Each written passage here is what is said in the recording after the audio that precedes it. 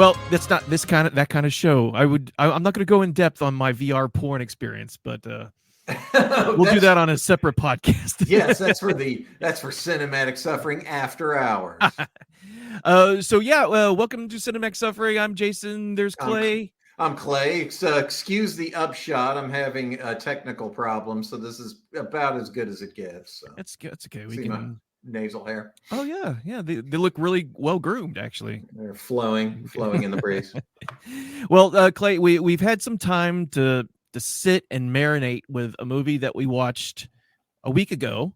Drinking it in, yes. We're drinking it in, and I was convinced I was going to be a convert to Christianity because I was really feeling the pull of the Lord, and I was like, this movie may be speaking out to me. Maybe that's why I was feeling this feeling. And then afterwards, I just dropped back into my harsh, nihilistic, atheistic ways because of this movie. So I'm blaming all my spiritual deadness to this movie. Yeah, that's a good scapegoat because I'm doubling down. I'm gonna send all my paperwork off to the Satanic Temple, and I'm also undercover gonna join the Satanic Church because those two factions, they don't get along. They're very at odds with one another. But I'm gonna be a rebel and join both. I'm really gonna double down on Satan. That's a good idea, actually. I wonder if you ever get caught for that. I hear you're going to the Satanic Temple. Well, you both they do good work. Get out of here. Be thee gone. Be thee gone, Satanist. We're only here for orgies with fat girls that wear black lip gloss. Oh well, yeah. So you recommended Bloody Bible Camp.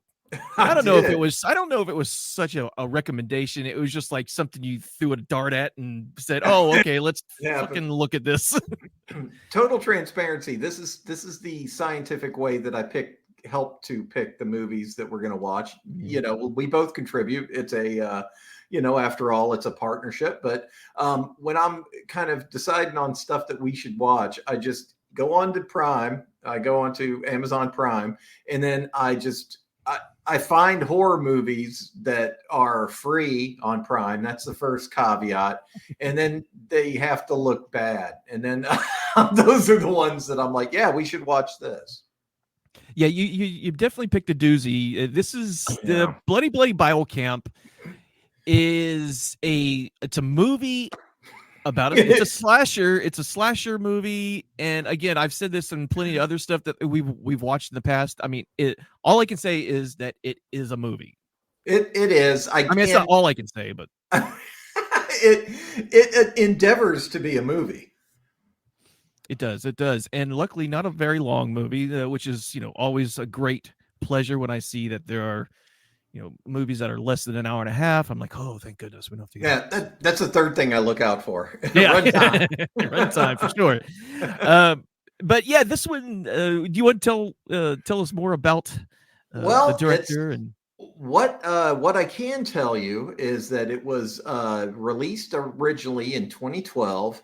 So this is a pre-pandemic film, which is kind of odd when you watch it because it stinks of the pandemic or some result of it. It's directed by the great Vito Trabucco.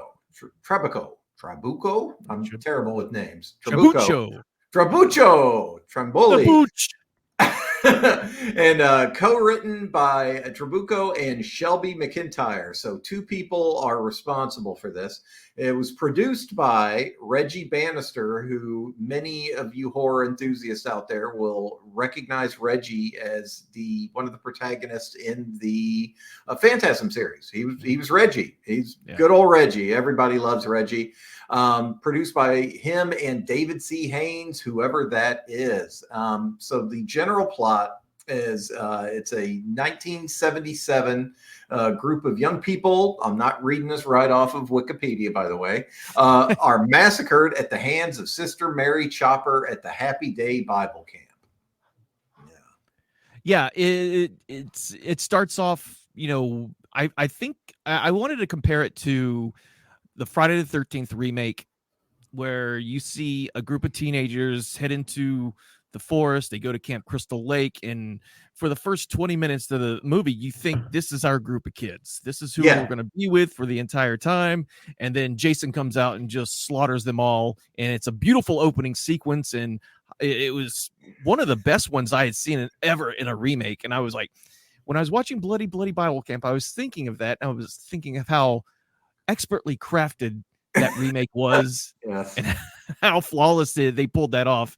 But yeah, bloody. I'm just gonna call it Bible Camp for right now. Yeah. How Bible Camp kind of does the same thing, except I think Trauma meets Yeah. Wiseau, and then A trauma Wiseau collaboration. Bloody Bible Camp. Now, like, if you were to close your eyes and just imagine what the director of this film looked like, what picture comes into your head? Just the first off the cuff instinct. When I think of the name Vito Chabucho, I'm gonna say I'm gonna call him the Booch. The And Booch. From here on out, you're the Booch. I think if a bald, heavily scarred Italian man who probably wears a fedora, dark sunglasses, probably smokes a lot. I would imagine in his mid 40s, mid 50s. Yeah. I close. Yeah, I pulled up an interview with him. I think I think he's balding. I think you got that. He was wearing a jersey and he had braces on. I thought he had some kind of like dollar store grill kind of situation, but no, those were just braces. So yeah, I guess my point is that he, no offense, Vito, but he looks like somebody that would direct Bloody Bible Camp. He looks like the person responsible for this feature. Well, the thing is, this movie was the brainchild of Vito, and I think a friend of his, when they were just kind of throwing ideas around and during film school or wherever they were going to school at, and that they decided just to go ahead and make this crazy comedy horror that they're placing it as. And it's one of those films that, it's bad, the acting's bad, but it's not, it's self-aware of itself. It's not like, I don't know, Goblin or Veronica. Yeah, like it's definitely not done earnestly. And like, I think we've watched enough of these turds to stop giving them a pass when they're it's like if I said just the most horrific thing imaginable and then was like, look, I'm just joking, guys. What's your problem? Just what's the problem with the necrophilia, like with the necrophilia joke that I just made? I was joking. Right. It was a joke. It rides hard on that whole premise that, look, it's silly. It's like, but I mean, and believe me, am not easily offended, but geez Louise, it was like an exercise in saying every naughty word that polite society says, don't say that. Right. I mean, there were, we have to realize it was 2012, and while 2012 doesn't seem, it's what, 11 years ago now? Golly, getting old. Yeah. Well, you think, oh, that was a different time, but it wasn't that different of a time, really, because things were pretty much similar. There's some uses that, like you said, I'm not offended by anything. There was a cool little accidental necrophilia scene that was, it was funny. I laughed when I saw it. Oh yeah. It was it was way funnier than when they did it in a Serbian film. Yeah, it was way more laughs in this movie. Yeah. I only laughed a couple of times in Serbian, but this one, it was I did laugh at that. There's some cool that's cool, but there's some laugh out loud moments that I really enjoyed in the film. Oh yeah. But there was some stuff there's some language that they use, and when they refer to a transsexual, they're using the slur of that word, and we're like, that made me uncomfortable. I mean, because it's a horrible word to use when referring to someone who's transsexual, and we were both like, oh, this is there were multiple times during that we were like, oh, okay. Yeah. Which, and again, it puts you in the like the unfair position of being like, oh, well, I guess you're a prude, you've gone all woke and that kind of thing. But Yeah. I mean, it's weird. You spend enough time out in society, and we've kind of like dialed back some of the things that we can say, Yeah. even in jest. You can argue whether that's okay or not, or whether it's a war on words, whatever. I'll let somebody else, Yeah. field that one. But it's arresting a little bit when it happens. It's like, oh wow, what did you just get out of the cryopod? Do you not get the Right. memo? Yeah. And that's a slur I haven't used, and I have used it way long ago. But knowing the people that I do now and how they would react to things like that, I Yeah. would definitely not use it now. And I'm not going to say I was appalled, and I would I'm going to ban this movie or any other movie that uses it. But it's just a crude word to use, and out of everything in there, it was probably the most offensive thing, even over the accidental necrophilia part. Well, and I'll be honest with you, it was just such a barrage of sophomoric humor and just potty humor and just infantile silliness that I forgot they even said it. It was just Yeah. one thing after another. If there was a if there was a more vulgar way to say to just pack a sentence with so many invectives, it'd be impossible. They just basically just went for it. They said all the naughty things that you're not supposed to say. Yeah. The thing barely held together as a narrative experiment. It did. It did. And it just reminded me of a trauma film. And trauma It doesn't take did. itself seriously at all. And which isn't a bad thing in itself. But when there's a point that even when you watch bad movies that you're like, God, I know they meant for this to be bad, but why did they go this specific direction with the badness of it? We see this opening scene in the 70s, and I didn't even know that was supposed to be in the 70s when it opened up. It just The looked like, hairstyles didn't help you with oh, the weird wigs. No, they didn't help at all. somebody. We could get into the wig part later, but somebody involved in this feature had a fetishistic obsession with wigs, and not just the kind that you put on your head. Yeah. Oh God. Talking Merkins, Merkins, baby. No, they're. But so we have this opening scene where all these people that are totally unlikable in this supposedly Bible camp, and referring to the Lord, but being horny and wanting to have sex and do all this, all the cool stuff, and their sister. What's the name of the killer in here? Was it Sister Mary? Sister Mary Butcher, Sister Mary Butcher, Sister Mary Chopper, Sister Mary Chopper, Sister Mary Chopper, Sister Mary Chopper. Which, let's just scroll down to the cast list here. Reggie Bannister stars in it as Father Richard Cummings. So that kind of that kind of brilliant wordplay is just on par here. It's just filled up to the gills with that kind of witty stuff. And then of course you have such intriguing characters as Skunk. Yes, Skunk. It was Skunk.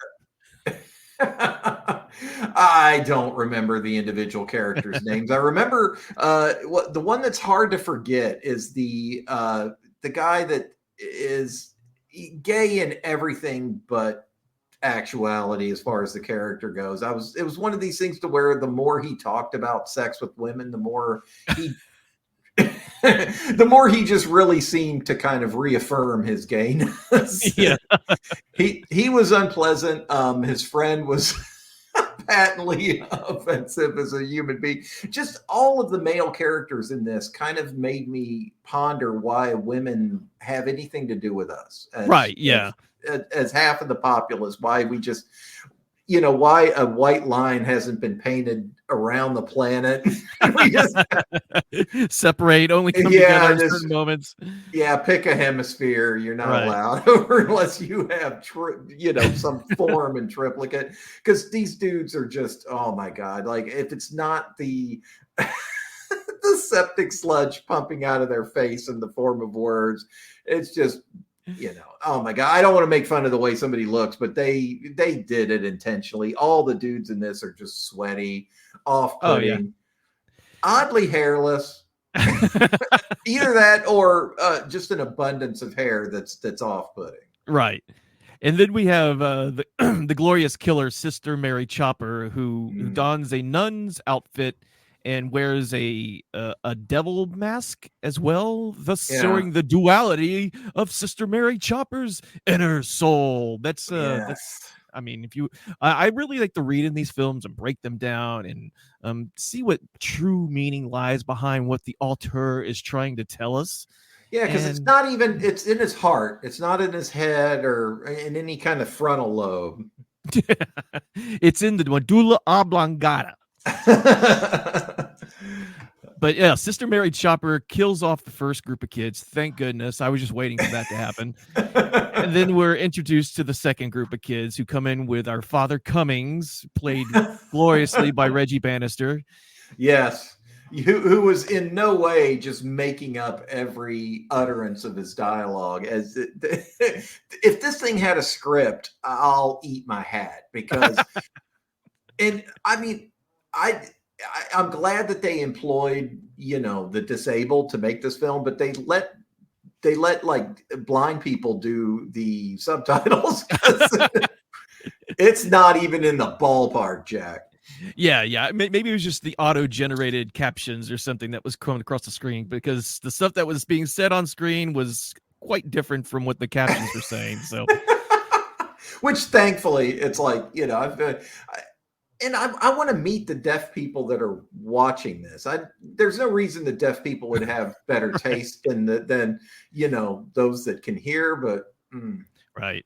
But I could delve deeper into whatever semblance of a plot the movie has. But Yeah. I think if you know what we're talking about, it's a slasher. It takes place in a campground. You've heard us talk. It's rather crude and abrupt, and there's some cool, funny moments. I don't really need to go any deeper. It's exactly what you would expect. Yeah, I don't know if I have early onset dementia or something, but for the life of me, I complained about the same thing the last time we reviewed one of these films. I cannot retain these movies after we watch them. They just literally, my brain's like, well, it's the same way your digestive system handles Del Taco or something. Right. Get out, like well, there's after we watch the film, there's such a weird taste or vibe left in the room that you just want to like back off and say, hey, Clay, you want to review this like next week sometime? And like, yeah. And then we'll hit each other up. Hey, you want to review? I was like, oh, I'm still not ready, man. I'm still processing some stuff right now. I'm gonna go. I'm gonna do some outreach work to the trans community for this movie. So now we're finally in a good place. We can come back and talk about what we specifically remember, and these are the parts that we remember. Just a whole amalgam of smushed up parts and Sister Mary Chopper. She killed people. A lot of stuff with penises. A decapitation scene where the person is still having sex with the decapitated corpse, which I thought was hilarious.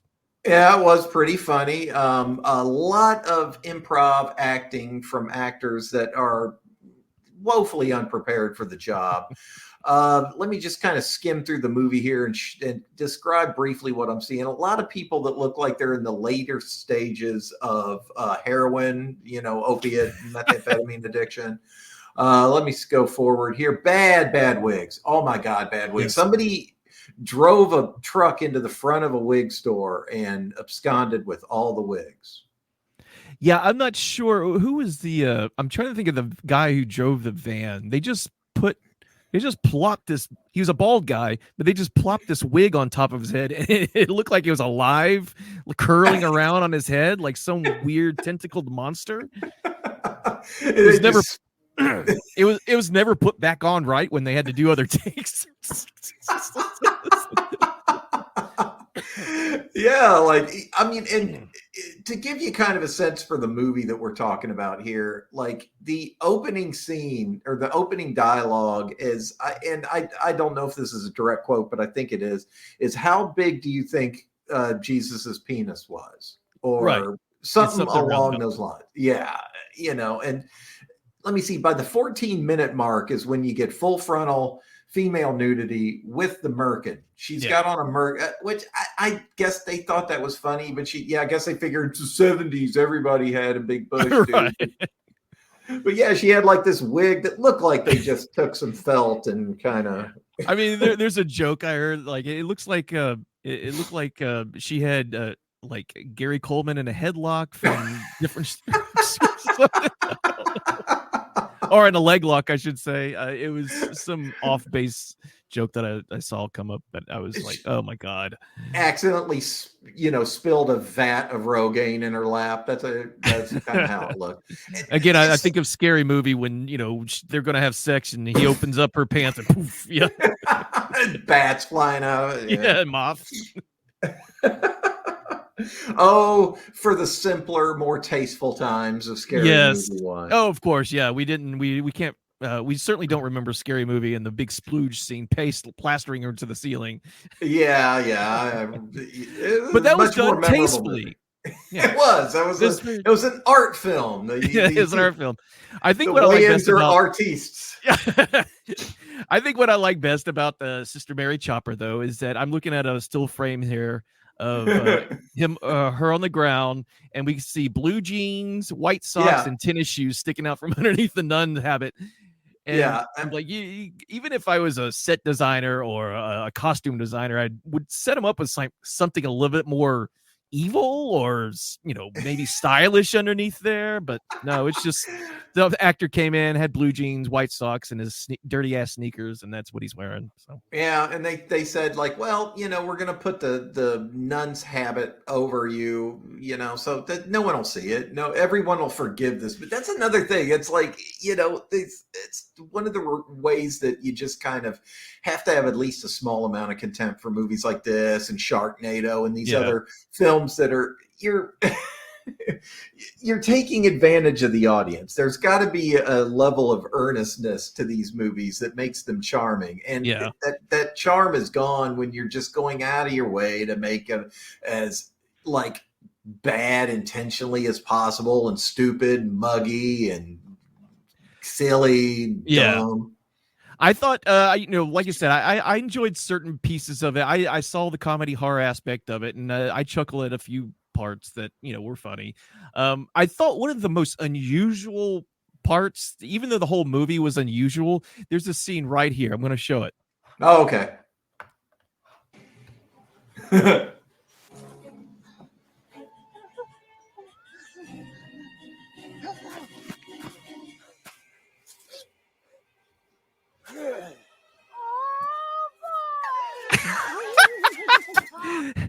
Oh boy, I don't know.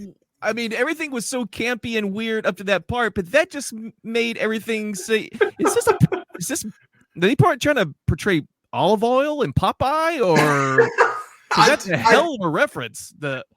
I think the Molly was kicking in. Oh, it must have been. Yeah, it definitely must have been the Molly. Because there's no way that drugs were not imbibed the weekend of filming of Bloody Bible. Oh, we do have to mention their special guest star, of course.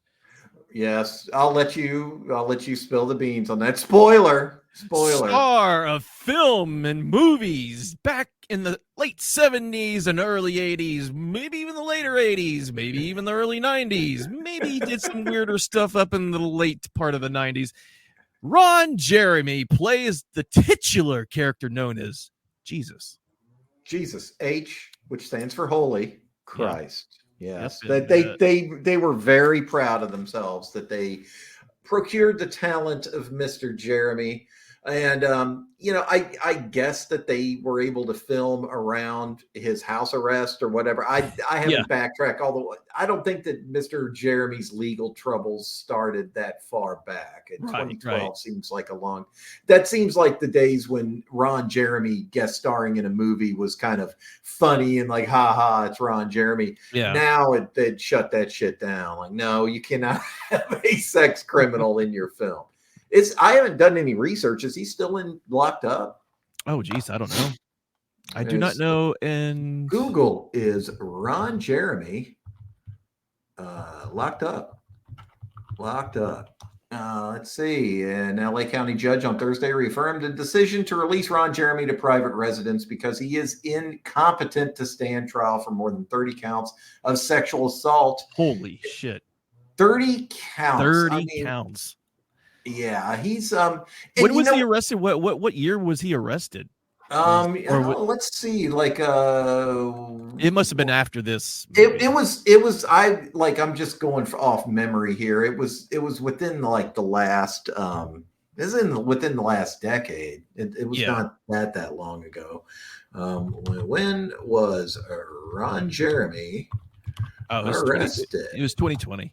June of 2020. 2020. Yeah, I remember because he had the mask on. He was trying to be all feeble, which, oh God. Yeah, that's. Well, I can understand people, thinking he's, this weird icon of pornography. And I guess he was in a certain way back in those days. But, it's how the great have fallen. No, but I mean, the last person that you would think that would even, oh God, he's so disgusting. I mean, like my heart breaks for any of the victims, but I feel like justice has been done on a very small level because, he owes me a lot of money for the movies that I rented back in the day that had him in it.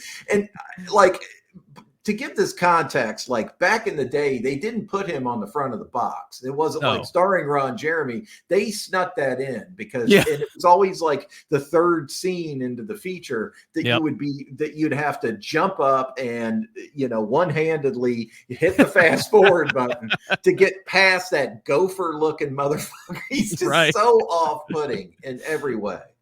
Yeah, and in this movie, his sleaziness does come through the screen, virtually sliming up everything around you. The keyboards start oozing this filth when he comes on screen. His viscous fluid, of unknown origin.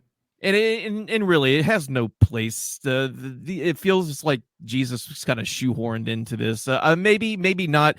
Jesus is supposed to be responsible for Reggie being returned to life, but they could easily just written Reggie as not being completely dead and getting up and doing what he needed to do. But they somehow must have offered him an 8-ball and like a stab at the starlets of this toxic movie. 3 vials of penicillin to go along. Like an all over body condom to ward off whatever 70s scabies the man has. So just thinking how sleazy and slimy this movie was before, this just kind of elevated it to that trash. It did indeed, yes. So that's. I'm going to go on a no recommendation for Bible Camp. It was a dumb movie. I'm not just saying that because Ron Jeremy was in it, but overall, it was just, it wasn't an enjoyable movie, except for that one scene where that girl, I think her name is, what is her name? Oh, it's Deborah Venegas. She played Jennifer. She was just like, oh boy. Like, all right. If you're going to watch it anyway, for anything, watch it for her. And that scene. It was like like just think back to your most vulgar, off-color friend, and it's fun at a party for a minute, but wears thin very quickly when the cops, the bouncers, and angry spouses show up. Well, I was gonna read some bloody Bible camp reviews, but I don't think. Go ahead. Let me just read one. Read one. Let me see if I can find so bad it's almost good. Almost. Fine comics. Give it a 4 out of 10 stars on IMDb. Fine comic sex and gore during the titles. Dull silliness for the most of the rest. Finally picks up at the end with a surprise appearance that saves the campiness of the camp's events and conspicuously atrocious acting. So this person was like thinking Ron Jeremy saved the film. So. That is a chronic masturbator. Oh, I have fond memories of Ron Jeremy back when I would go to the old theater in New York Square, and they'd have the porno theaters, and you could just slip and slide along the tracks there, just get in your seat. I love the way that Ron Jeremy's hairy, taut gut would just kind of drape over these poor women that were at the bottom of their lives, just hitting rock bottom to be in this movie with us. Let's see. I was thinking some people have like, oh, there it is. A blockheaded comedy. Oh, this one gave it a 2 out of 10. So it's here. A blockheaded. Oh, this is going to have spoilers in it too. So if you made it to the end of this review, you're going to hear some spoilers. Yep. Spoiler alert. A blockheaded comedy horror with religious overtones, bloody Bible camp is as silly and cheesy as it sounds. I always find the presence of a Ron Jeremy cameo guarantees that a film will be really bad, and so it proves here. To my surprise, he plays Jesus in this film, which may be the most imaginative that the movie gets. Otherwise, it's an inept, trauma-style trash flick, complete with cheap effects, voyeurism, lots of cheese, wooden acting, and phantasms Reggie Bannister as a priest. 2 out of 10. So there it is. And that there is a definite horror fan because they mentioned Reggie as, being in Phantasm. So well, they didn't even mention him being in Phantasm. Oh yeah, I guess they did. I just read the fucking thing, Jason. What are you doing? Sorry, you're having the same problem I have, where it's just purges, just purge that. We did. We purged a lot. Yeah, I did actually do a little kind of recap for myself, especially just trying to find that stupid little clip I showed. But yeah, I was before we got on tonight, I was trying to rewatch the beginning of it, hoping that it would kick in whatever languishing synapses are back there trying to fire. Shit in your head, just going. I don't need. Cow. It's like you can either have bloody Bible camp, or you can have your childhood memories of your first Christmas, because one's going. Yeah, one is going. So I choose mine just accidentally melded together. So now Ron Jeremy is my father in my first Christmas. Yeah, it did the same thing to me. Like he's actually Santa Claus presenting me with my Bert and Ernie stuffed toys as a child. Oh God, sorry, we're both very traumatized now. Apparently. Yeah. All right, so bloody Bible camp. Boop. Bloop. Yeah, Bloop. That's a thumbs down. Bloop. Sorry. Yeah, sorry. I don't know. There's not enough weed and booze on the planet. So. Yeah, and please, if you're an actor on the film, if you're a director on the film, don't come. Then fuck you. Yeah. No, don't come trashing us. We're not the only people to say this. You must be used to it, and your skin should be very, very thick by now. I say it each time this pops up. The actors and directors of these movies account for about 88% of our viewership. We always hear from them, and I'm always torn because it's like, oh, cool, but also I don't care. I don't. It's always fun getting braided by an actor or other director that was in one of those films. But so Clay, do we have anything to promote? Do anything we need to push? Do we have any sponsors yet? I didn't have I don't have the ad read ready. Okay. But next time we'll have the extra special ad read ready. Okay. We'll make sure that's prepared. I did get like some weird invoice where the people were charging us to read their ad. Yeah, I'm pretty sure it's the other way around, isn't it? We don't. Well, I mean, it just. I paid it out of our Cinematic Suffering bank account, and so we're at -20 now. $20 out.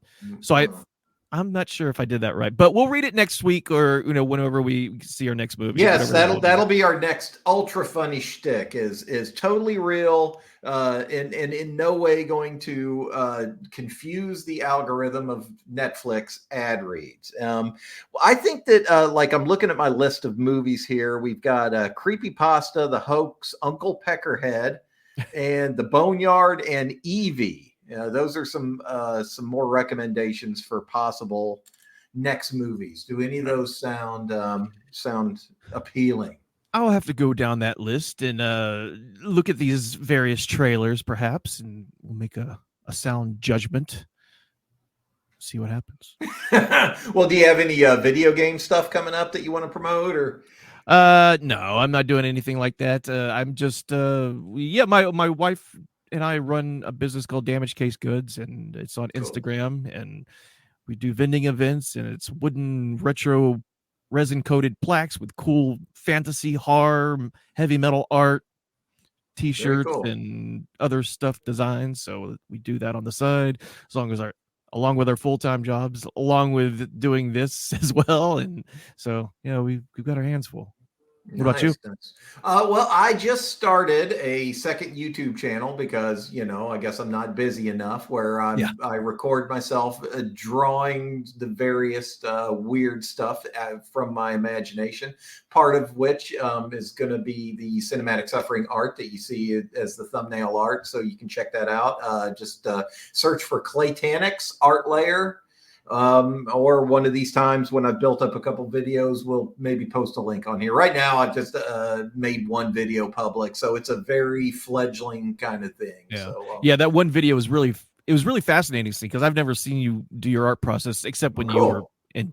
a teenager and seeing It's you been a draw at minute. your desk. Yeah. So seeing you actually do it on the tablet and how you go about it, it was just really cool to watch. And it's Cool. all fast forwarded. It's not like you're sitting there and seeing every little curse. You're going like pretty quick. You have that camera sped up. Yeah, it's sped up to 4 times, and some of the later videos it's sped up to about 8 speed. So I've speeded up pretty good, but we'll see how that goes. We're just throwing stuff out there, but cinematic suffering is definitely our passion, and we're excited about it. Hopefully, we get some more viewerships here, some more fans here soon.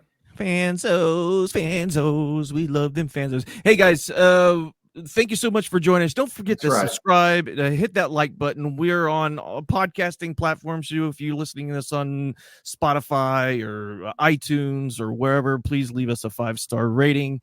And until next time, may you all suffer. Hey, how about that? Is that an outro? That's may you all suffer. I love it. All right, bye. Bye. See you.